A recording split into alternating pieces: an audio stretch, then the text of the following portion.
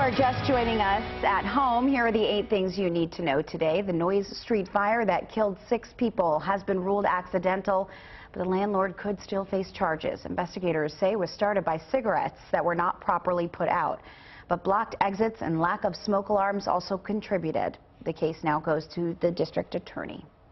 The fire that destroyed a vacant Old Orchard Beach motel Tuesday night was ruled arson. Right now, investigators are trying to figure out who's responsible. They say it could have been someone just trying to get warm, but if you're not in the building legally, it's considered arson still. Portland's mayor delivered his annual State of the City address. Mayor Michael Brennan discussed his goals and ideas for 2015, and WMTW News 8's Morgan Sturdivant joins us now live in the studio with more on these proposals. Good morning, Morgan. Good morning, Megan. The theme of the speech was growth in the near future. Mayor Brennan started by talking about the city's big achievements, including Portland landing on several lists as a top destination city. The mayor outlined his goals for the year, including the use of grant money to create jobs and student programs, work on a citywide fiber optic broadband internet service, and plans to develop Forest Avenue. Initiatives to boost affordable housing, including zoning ordinances being updated and using city-owned property for housing development projects. The mayor did say Governor LePage's proposal to slash revenue sharing would present challenges, but saying he'll work with the council to analyze the impact the governor's budget will have on Portland. Live in the studio this morning, Morgan Sturdivant, WMTW News 8.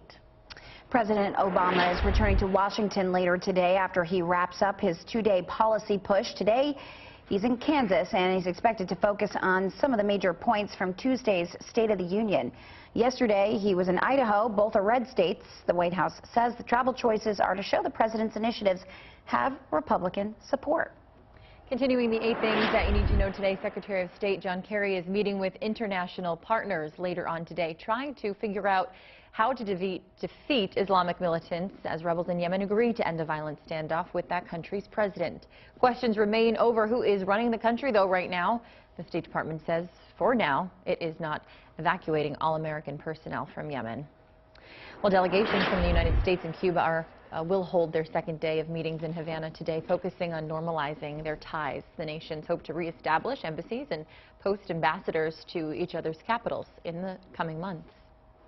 And the House is supposed to push ahead with a bill making almost all late-term abortions illegal today, but abruptly dropped that legislation. Female members of the GOP and other lawmakers are unhappy with the legislation because under the measure, only victims who reported cases of rape or incest would be exempt. And finally this morning, Google reportedly going to start selling wireless service. The internet giant is said to have struck new deals with Sprint and T-Mobile. Word is Google that wants to push the industry to cut prices and increase data speeds so that its online products can be more easily accessed. Matt?